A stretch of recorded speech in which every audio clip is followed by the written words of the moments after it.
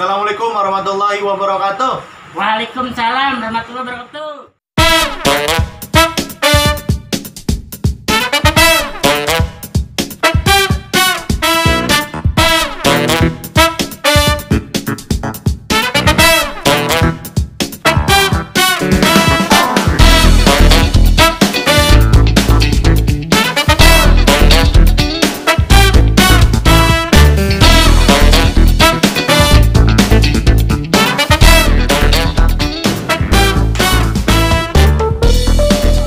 Ramadan di bulan suci penuh barokah ini, di hari kedua kita berpuasa, kita akan terus talk show, Mang Hendi. Ya. Iya dong, Mang Hendi. Oke. Dengan narasumber yang super sibuk sekali. Oke, Mang Hendi, boleh kita perkenalkan dulu narasumber kita yang mungkin kawan-kawan di sana pun yang dulur-dulur Banten sudah tidak asing lagi, yang sampai sekarang penontonnya naik terus. Oke. Saking naiknya. Viralkan. Oke. Assalamualaikum, Pak. Waalaikumsalam, Bu Andre. Waalaikumsalam. Ya. Mang Endi. Ya. Oke. Perkenalkan lagi, Pak. Barangkali kawan-kawan ingin kenal lagi. Ya, Assalamualaikum warahmatullahi wabarakatuh. Wah. Sahabat, saudara dimanapun Anda berada, jumpa lagi dengan saya Deden Muhammad Fatih. Dan pada kesempatan kali ini, ingat jangan lupa saudara-saudara, sahabat-sahabat untuk tetap duduk, untuk tetap mantengin di channel YouTube-nya Bung Andre ya. Jangan lupa itu di-subscribe juga itu. Subscribe. Karena isi konten tayangannya cukup interest, cukup edukasi dan happy fun. Wih, happy fun. Happy fun apa, Mang Hendi? Happy Pan. Bukan partai. Oke, hari ini kita akan ngebahas berbagai informasi terkait hal-hal yang sangat lucu dan hal-hal yang sangat tidak masuk akal menurut Mang Endi sih, Bang. Ya, menurut Mang Endi tidak masuk akal. Ya, Pertama akan kita bahas, kita akan ngobrol santai saja, jangan terlalu kita seriusin, cuman kita ingin berpendapat. Ya. Dan Andre pun akan menanyakan pendapat dari Bapak, karena kan kita akan menyatukan satu pendapat. Ya. Gitu. Karena kan ini hanya pendapat, kawan-kawan, kita berpendapat boleh. Terkait permasalahan pertama, Mang Endi. Ya. Mang Endi, mau pulang kampung apa mudik? Oh, saya sih pengen pulang kampung. Kenapa? Ya kan isinya di kampung.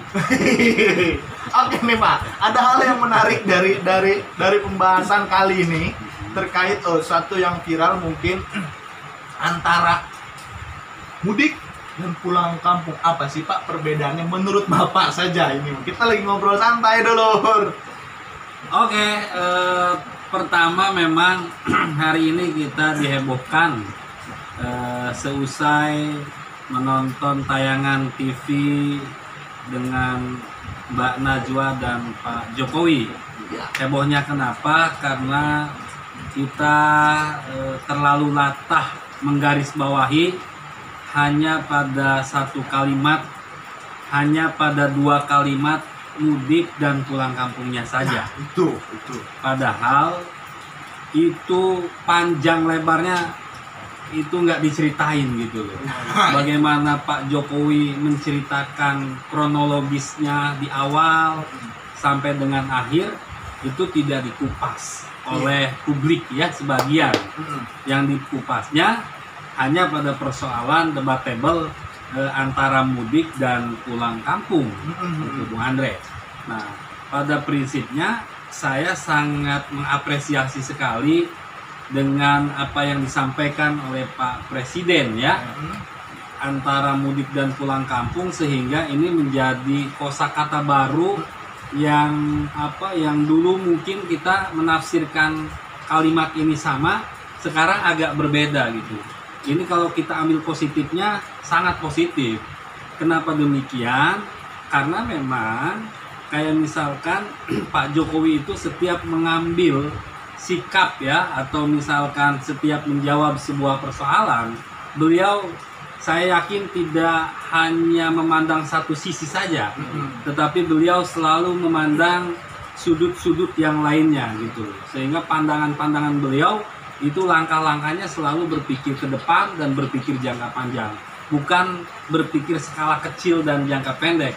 Bukan persoalan mudik atau pulang kampungnya, tetapi efek gitu loh. Efek dari dua kegiatan, dua peristiwa itu berkaitan dengan situasi hari ini, yaitu wabah pandemi COVID-19 gitu loh. Itu yang dipikirkan oleh Pak Jokowi. Tapi Gitu.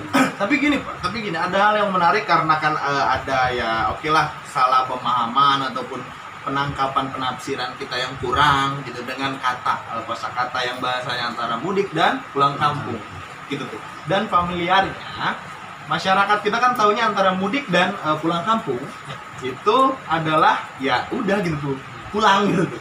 Nah, kalau menurut Bapak sendiri antara mudik dan pulang kampung ini apa gitu tuh.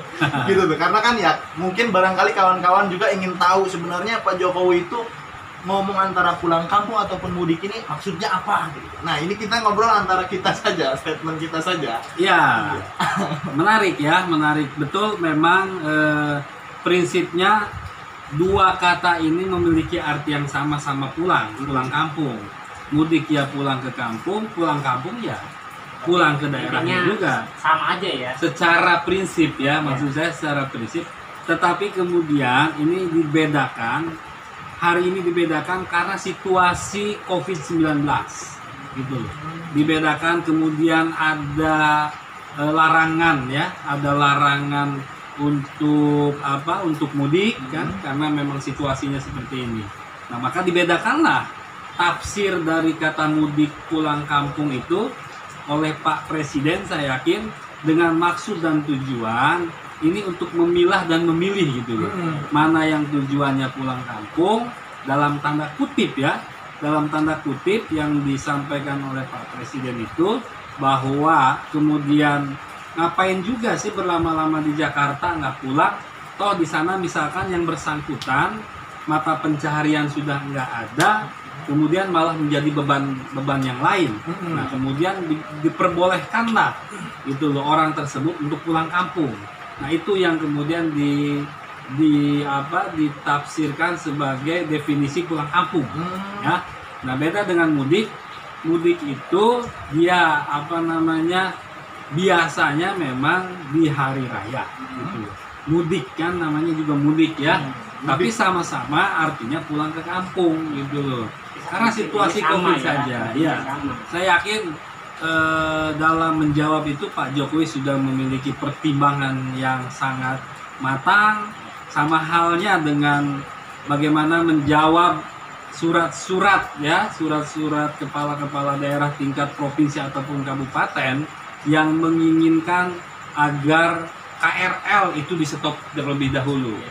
Pak Jokowi tidak serta-merta mengabulkan permohonan itu.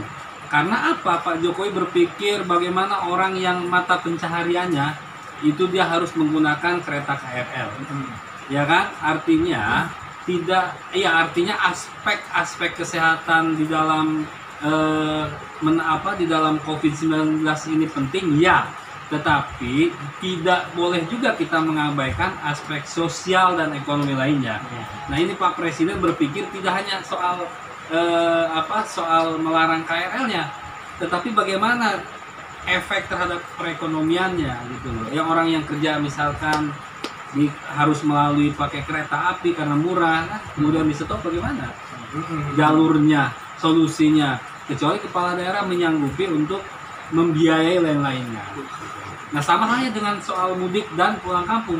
Pak Jokowi, saya yakin beliau punya pertimbangan khusus, beliau punya pertimbangan matang di dalam mendefinisikan dua arti kata tersebut gitu. Nah, mungkin publik aja terlalu latah, kemudian diviralkan hanya dua kata itu, tidak melihat sisi yang lain. Itu amun kalau ke yang balik gimana? Itu udik. Nah, iya benar, pertanyaan Bang ini ada Pak. Jadi kan karena salah penafsiran, jadi malah orang-orang itu memaksakan, dan ada kan yang viral waktu dulu itu kan sebelum puasa sebenarnya mereka malah mudik, sebenarnya mudik, cuman mereka mengambil posisi pulang kampung sebelum puasa. Karena kan sudah tahu libur dan bahasanya mereka udah hampir 900 kan itu, 900 orang yang alasannya pulang kampung. Padahal pada dasarnya memang dia mudik. Awalnya ya. Itu menurut Bapak itu pandangannya gimana itu?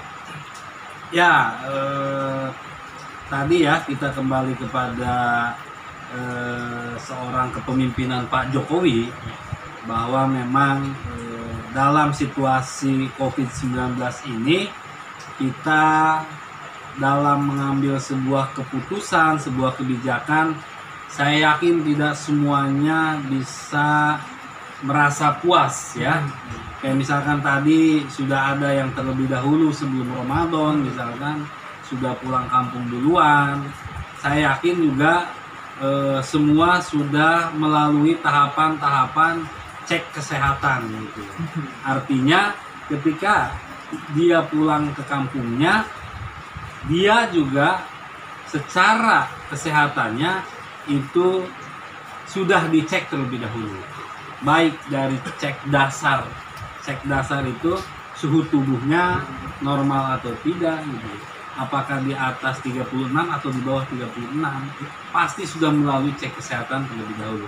Itu apa? Itu adalah tindakan-tindakan preventif yang dilakukan oleh pemerintah guna untuk menghindari, guna untuk memutus mata rantai COVID-19 tersebut gitu. Nah, saya yakin itu yang sudah duluan itu sudah melalui proses cek kesehatan. Makanya untuk mengantisipasi menghindari korban yang lebih banyak, diberlakukanlah peraturan pelarangan mudik tersebut atau pelarangan yang bersifatnya pulang ke kampung dalam jumlah massa yang besar. Itu kalau gitu banyak yang mengeluh nggak Pak? Kalau yang banyak yang mudik kita mengeluh tapi Punya uang. ya karena larangan begitulah, karena nggak boleh mudik gitu. Kalau Ya pasti seorang yang mengembara rindu akan kampung ya halaman. begitulah. Dan yang harus kita syukuri bahwa era hari ini adalah era digital. Beda dengan zaman dahulu ya. Kita nggak mudik juga nggak bisa bertatap wajah. Kalau sekarang tinggal buka HP, tinggal video call, Ada gambarnya. langsung kan kita bisa berdialog dengan keluarga di rumah gitu. Jadi memang kita harus banyak memahami dan memaklumi situasi hari ini ya, dan memanfaatkan. Tapi kalau banyak teknologi. orang bilangnya pulang kampung aja gitu, nggak mudik, tapi bisa kan nggak ya? Ya itulah dibutuhkan kesadaran kolektif ya. Artinya pemerintah bertugas harus benar, masyarakat juga kesadaran kolektif untuk taat terhadap sebuah peraturan juga harus benar. Ini yang dinamakan sebagai sinergis antara rakyat dengan pemerintah. Kalau pemerintahnya nggak benar juga ya kita demo kan begitu. Rakyat yang nggak benar ya ada aturan main tersendiri gitu. Nah, berarti kawan-kawan ingat, berarti mudik dan pulang kampung itu beda sebenarnya. Beda permaknaan. Cuman bahasanya pulang kampung itu jadi orang yang kerja, merantau, keluarga segala macamnya itu di rumah, di kampung. Jadi itu ibaratkan itu pulang kampung, bener Pak ya? Jadi kalau mudik, jadi kamu sudah netap di Jakarta ataupun dimanapun, sedangkan orang tua ada di Rangkas, Bitung, itu mudik. Dan ingat kata apa? Bupati Rangkas juga Ibu Iti. Iya. Ingat katanya sekarang tuh zaman udah enak. Tinggal video call, tadi benar kata Bapak, tinggal video call. Teknologi ya. Di zaman teknologi ya. Oke, jadi paham kawan-kawan hari ini untuk hal itu. Jadi jangan sampai simpang siur lagi, apalagi untuk warga Banten dan Lebak. Itu ingat kata Bupati, tong balik. Tong kilap. Oke Pak, ada pertanyaan yang menarik lagi adalah satu Pak. Menurut Bapak, pandangannya terkait bahasanya kan sekarang ada prakerja nih Pak. prakerja yang bahasanya menjadi polemik dari untuk polemik masyarakat ataupun bahasa problem masyarakat, dan yang mana katanya malah menjadi keuntungan bagi perusahaan-perusahaan lain gitu. Pertama perusahaan-perusahaan lain, dan bahasanya untuk staff-staffnya juga katanya ada yang mengundurkan diri gitu. Itu menurut Bapak itu gimana gitu? Kalau untuk prakerja ya gitu.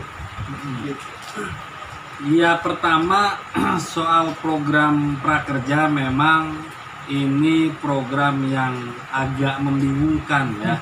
Publik dibuat bingung, dan apa manfaat dari kartu prakerja atau apa ya istilahnya, dapat sertifikat atau apa gitu ya, efeknya apa, kemudian juga sasaran targetnya itu bagaimana gitu, dan kemudian cost atau biaya yang dikeluarkan itu jumlahnya berapa. Nah, ini pun harus menjadi hitungan kita bersama sebelum kita kemudian memastikan bahwa program prakerja ini bagus atau tidak. Itu dulu yang harus dijawab oleh negara sebetulnya, karena memang secara umum juga masyarakat masih ambigu ya. Prakerja nggak paham. Iya betul. Mayoritas nggak paham. Saya setuju dengan Bapak nih, karena apa ya? Karena kurang sosialisasi Pak, dari pemerintah, dan bahasanya ketika ada masalah COVID-19 ini, jadi malah ujuk-ujuk ada prakerja. Itu yang bingung. Saya juga bingungnya karena apa ya? Bingungnya ujuk-ujuk ada prakerja, ikut prakerja. Kemarin pun Bang Edi suruh ikut prakerja. Itu prakerja itu bukan pengangguran aja ya? Oh, bukan. Bukan ya? Bukan. Makanya saya bingung ini. Iya, tadi ya kita membuat program seperti ini itu harusnya program itu didasarkan pada kebutuhan dan kemanfaatan. Kalau program seperti prakerja ini, saya ngobrol, saya cek ke bawah, rata-rata masih minim pemahaman tentang prakerja. Satu, betul kata Bung Andre, sosialisasi yang sangat minim dari pemerintah, kemudian juga pemahaman tentang prakerja juga sangat rendah karena sosialisasi yang minim tadi. Iya betul. Dan malah ini Pak, masyarakat memandang prakerja ini bukan mencari pelatihannya Pak, malah mencari uangnya. Yang keuntungan ya. Saya baca banyak di Facebook terkait bahasanya, malah yang diributkan oleh masyarakat itu adalah, wih kapan insentif turun loh. Jadi kan bahasanya yang dipikirin itu duit ya. Iya, yang dipikirin oleh masyarakat duit. Padahal kan pemerintah tujuannya adalah memberikan pelatihan, bekal untuk nanti ketika dia kerja.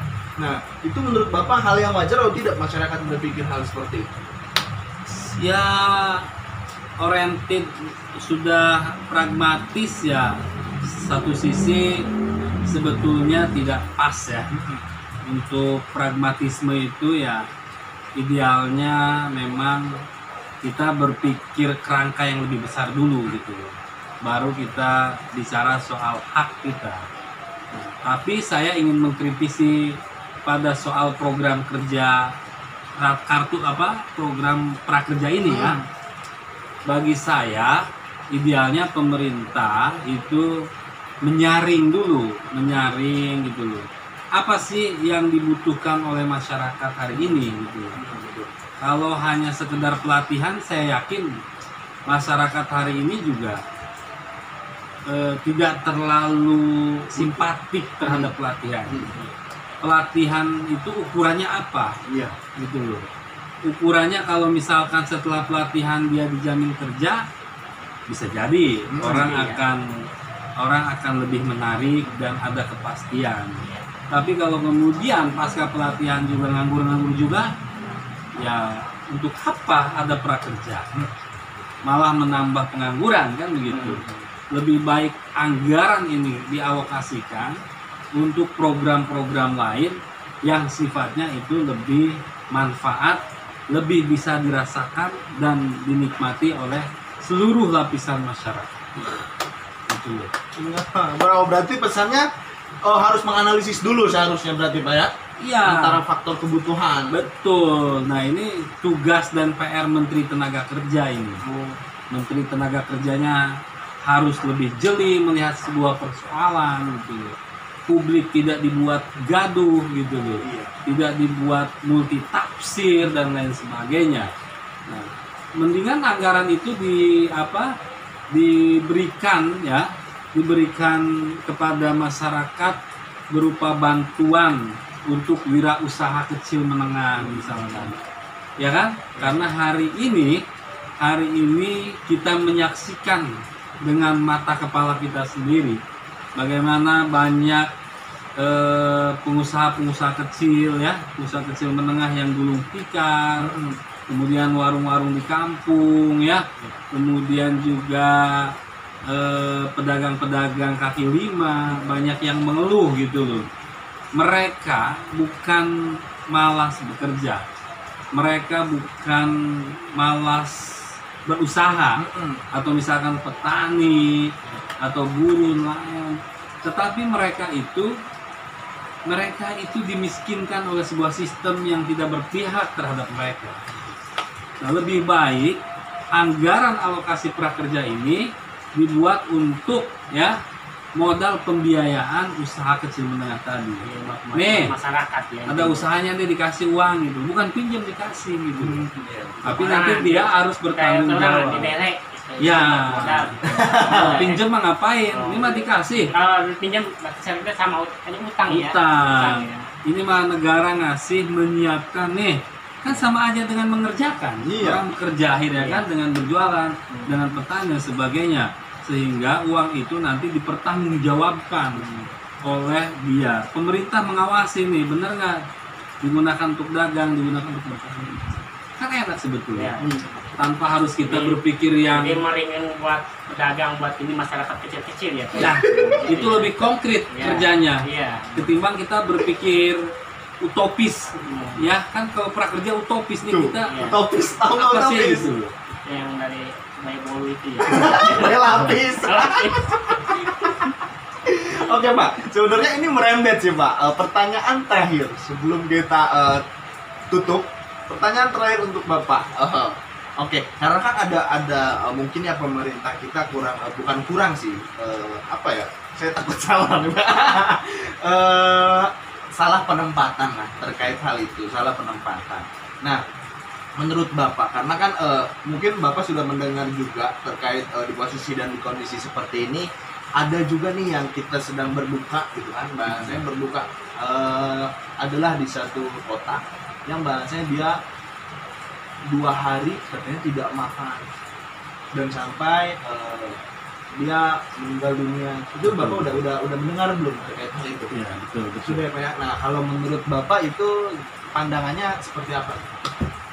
Satu, pertama kita turut prihatin, kita turut berkabung dengan wafatnya almarhumah Ibu Yuni ya kalau nggak salah, asal kota Serang yang meninggal dunia oleh karena faktor tidak ada yang ia makan. Padahal ia hidup di ibu kota provinsi Banten. Kota Serang itu ibu kotanya loh. Iya. Ibu kota provinsi Banten. Satu jengkal itu dekat dengan kepala daerah. Artinya apa? Ini menjadi sebuah cambukan. Ini menjadi sebuah PR buat para pimpinan dari lapisan bawah sampai atas bahwa kita harus peka gitu loh. Dengan meninggalnya Ibu Yuli menunjukkan bahwa kepekaan sosial kita itu sudah pudar. Tetangga sudah abai misalkan. Iya. Atau misalkan aparatur desa sudah abai. Camat, di situ ada camat, ada RT, ada RW gitu. Kemudian diabaikan aja gitu. Ya artinya kenapa tidak mengedepankan hal yang sangat darurat jangan bicara kerangka aturan dulu. Misalkan aturan ini belum bisa dicairkan, jangan bicara itu dulu. Kalau untuk kepentingan masyarakat yang mendesak, aturan kita kesampingkan dulu. Selagi itu tujuannya baik, toh tidak ada pelanggaran dalam memberikan bantuan terhadap orang yang butuh, kan gitu. Walaupun aturan itu belum waktunya dicairkan, tetapi kita harus ingat ya, dalam sebuah Undang-Undang Dasar 1945 pasal 34 ya, bahwa fakir miskin ya dan anak telantar sepenuhnya dipelihara oleh negara. Wajib ya, Pak, ya. Undang-Undang Dasar 1945 Tapi ada pasal 34. Tapi ada yang janggalnya gini, Pak. Ada yang janggalnya gini. Terkait bahasanya emang ke pemerintah. Dia kan sudah laporan ke ke dinas lah, suatu Iya. dinas lah. Dan sudah laporan dan kata dinas itu dia sudah survei. Sudah survei ke rumahnya, dan pas di rumahnya dia si dinas ini menanyakan ke anaknya. Bapaknya mana? Ini yang lucu. Bapaknya mana? Lagi beli rokok. Nah, karena kan pemikiran dinas tidak memberikan itu, masa beli rokok bisa beli makan. Nah, itu menurut Bapak itu gimana itu? Apakah kita harus memandang dari ketika dia, padahal kan dia sudah laporan, Pak ya, sudah berani untuk laporan, menahan malu lah setidaknya. Dan tapi ketika dia datang ke rumah si dinas ini dan anaknya bilang lagi beli rokok. Nah, pemikirannya masa beli rokok bisa, beli makan nggak bisa. Nah, itu menurut Bapak itu gimana? Apakah sebenarnya kita tidak harus memandang dari situnya? Apakah kita harus ya sudah gitu, ketika kita niat memberi ataupun hak mereka ya sudah gitu. Ya, pertama kita harus yakin seyakin-yakinnya ya, bahwa memang orang yang bersangkutan, ya, orang yang almarhumah ketika melapor itu berarti dalam keadaan sangat butuh dan sangat mendesak. Pertama itu dulu. Adapun misalkan dijumpai ya ketika tim survei jawaban anaknya itu kemudian bapaknya lagi beli rokok, nah itu pun kebenarannya juga masih belum bisa kita pegang 100%. Yang kedua, anaknya itu usia berapa sih anaknya? Jawaban anak-anak tidak menjadi sebuah dasar gitu, dalam mengambil sebuah keputusan. Anak-anaknya kalau masih belum balik, masih anak kecil banget kan, bisa jadi salah dengar atau apa kan. Yang penting bukan persoalan bapaknya mampu atau bisa beli rokok, tetapi persoalannya adalah negara harus hadir dalam situasi rakyatnya yang kelaparan. Negara itu ada presiden, ada gubernur, ada wali kota, ada bupati, ada camat, ada lurah, ada kepala desa. Itu negara harus hadir. Gitu.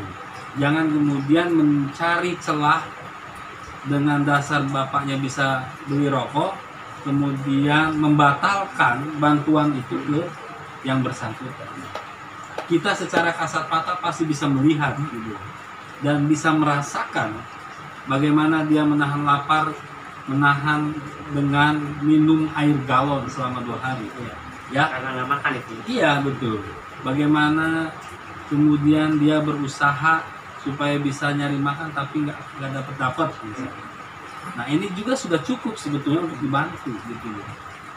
Tapi kemudian karena abai, karena misalkan selalu kita suzon ya, dalam tanda kutip ya, berburuk sangka, ini makanya mampu dia mampu. Sehingga ya satu sisi betul kita harus teliti dan hati-hati, tapi sisi lain juga ketika ini sudah yakin bahwa ini harus dibantu, sudah ambil sikap pemerintah tegas.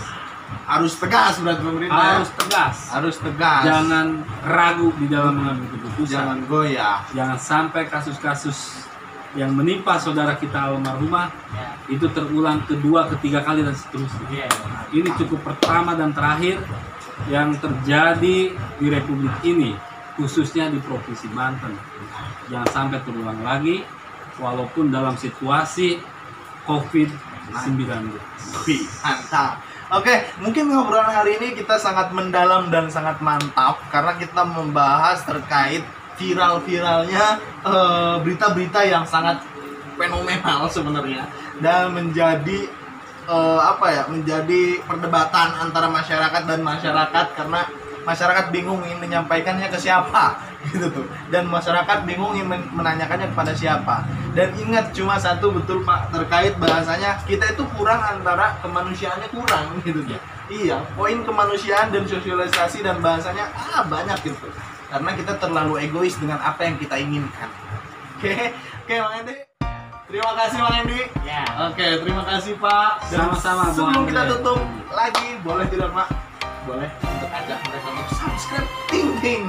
Ya, selamat malam saudara, sahabat, bapak, ibu sekalian, kaum muda, kaum mudi, kaum milenial, dimanapun Anda berada. Jangan lupa ya, setelah menonton konten ini, untuk di like, di komen, and di subscribe ya, di Andre Rohmana. Wih, mantap. Terima Oke. kasih. Terima kasih semuanya. Assalamualaikum Pak. Waalaikumsalam, Bang Oke, Andre. terima Bang kasih. Edi. Jangan lupa subscribe kawan-kawan. Terima kasih. Dadah.